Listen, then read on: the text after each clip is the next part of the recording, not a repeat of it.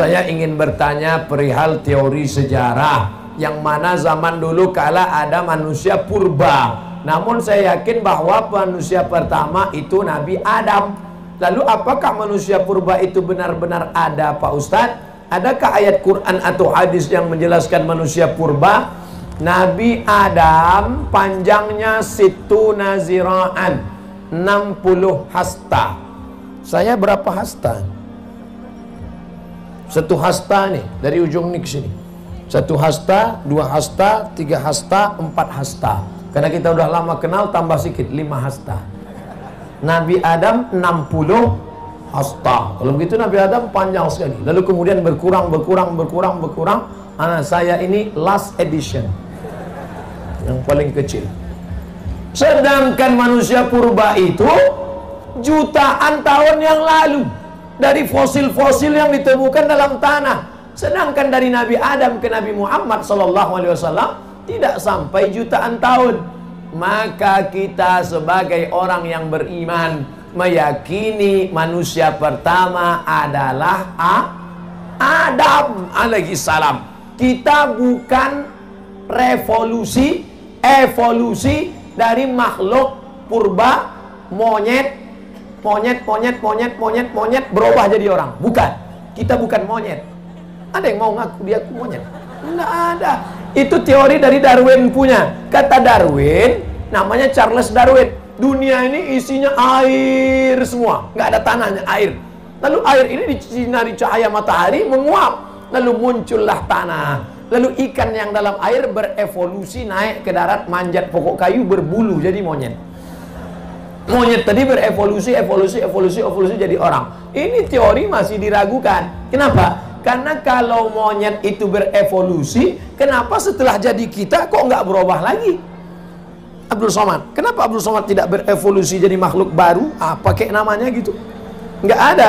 Ini menunjukkan bahwa manusia bukan evolusi dari monyet, tapi manusia memang makhluk yang berdiri sendiri, diciptakan Allah di surga, lalu dikirim ke dunia. Yang jelas makhluk Allah dua. Wa ma khalaqatul jinna wal insa, jin dan manusia. Maka kita meyakini itu sesuai yang tersebut dalam Quran dan hadis Nabi Muhammad sallallahu alaihi wasallam.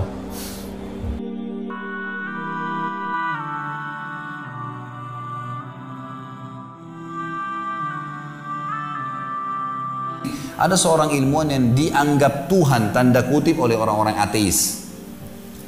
Orang-orang ateis ini orang yang tidak punya Tuhan. Mereka mengatakan tidak ada Tuhan, gitu kan? Maka ada satu orang namanya Darwin. Semua orang tahu, ini ilmuwan disebutkan namanya, katanya ilmuwan, gitu kan? Tapi umat Islam tidak akan mengakui dia sebagai seorang ilmuwan, gitu. Tidak perlu diakui. Karena Darwin ini mengeluarkan sebuah statement atau beberapa teori lah ya, teori-teori, termasuk diantaranya manusia dari kerah. Tujuannya hanya menolak ada Tuhan Allah. Tujuannya cuma itu, nggak ada Tuhan. Maka dikeluarkan teori-teori sama dia. Dia buat banyak ilustrasi di bukunya. Kalau kita baca bukunya, tapi insya Allah nggak usah dibaca lah, gitu kan. Yang jelas di bukunya dia kasih gambaran hewan udara itu burung-burungan berasal dari hewan darat. Hewan darat dicarilah yang mirip sama burung, kadal-kadalan. Yang paling banyak di bukunya kadal. Kadal ini dikasih gambar, dia cuma ilustrasikan di gambar-gambar kadal ini nanti tiba-tiba bagaimana keluar sayapnya, bagaimana terbang. Kadal ini kalau dikasih gambaran dari hewan laut. Hewan laut ini ada ikan yang digambarkan sama dia keluar dari air, sisiknya tiba-tiba rontok, kemudian menjadi kadal, kemudian tiba-tiba terbang menjadi burung, seperti itulah. Dan dia bilang ada beberapa komponen di alam semesta tidak ada asalnya. Di antaranya tanah, api, air, nggak ada asalnya. Jadi kalau murid-muridnya tanya, terus hewan lautan itu dari mana asalnya? Dia bilang hewan udara dari darat dari lautan. Dan lautan dari mana? Dari tanah di lautan, nggak ada asalnya. Begitu aja. Pemahaman yang dangkal sekali. Tapi banyak orang yang meyakini masalah itu. Di antaranya manusia jadi kera, digambar kera. Yang bungkuk, yang kecil, tiba-tiba keluar jadi tinggi, jadi besar manusia. Rontok bulunya, jadi kayak manusia kayak kita. Gitu kan. Subhanallah, pernah terjadi teman-teman sekalian, ribut antara dua kubu nih.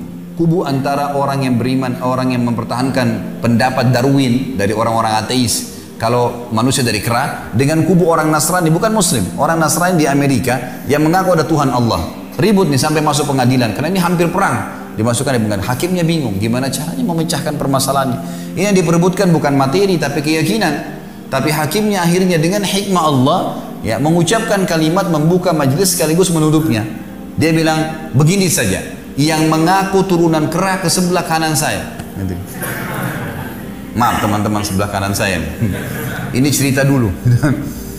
Maka pada saat itu yang mengaku pun manusia dari kera, teori Darwin tidak mau ke sebelah kanan hakim, tidak mau ngaku turunan kera. Loh katanya manusia dari kera, turunan kera silakan ke sebelah kanan.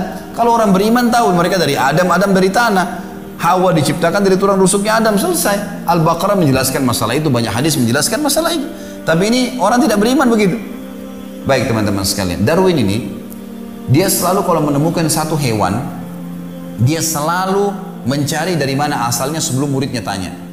Ada satu tulisan di bukunya dan sampai dia meninggal dia tidak hapus itu. Dan ini diangkat oleh para ilmuwan muslim sebagai pembantahan terhadap pemahaman ateis. Dia mengatakan, saya pernah satu waktu, saya terus muak, dia bilang, saya terus muak, benci kalau mengingat burung merak. Jadi ternyata di depannya dia pernah mau mengajar, ada burung merak lewat di jalan, tidak ngapa-ngapain burung merak ini, cuma menghadap ke dia saja. Ke Darwin tidak nyerang, nggak apa, kepakin ekor sama sayapnya, keluar warna-warni. Kita tahu burung merak warna-warni kan, luar biasa. Maka Darwin ini bingung, ini mau dibilang apa nih? Mau dibilang burung nggak terbang, mau dibilang hewan darat bersayap, mau dicari hewan laut yang mirip, tidak ada. Yang mana mirip sama burung merak nih? Dia selalu gitu. Maka dia sampai meninggal dia mengucapkan kalimat begini teman-teman sekalian. Dan ini di bukunya ada. Para ilmuwan muslim mengangkat kedangkalan orang ateis seperti ini. Dia bilang, saya terus muak pada saat mengingat burung merak yang menghadang jalan saya karena saya tidak tahu dari mana asalnya. Artinya Darwin seorang ilmuwan yang dianggap tokoh oleh para orang ateis meninggal tidak tahu dari mana burung merak. Bayangin bodohnya gitu. Kita burung merak kah, ayam kah, semuanya yang di langit dan di bumi kelihatan adalah Allah yang menciptakan. La ilaha illallah. Selesai kesimpulannya. Simpel sekali kalimat ini.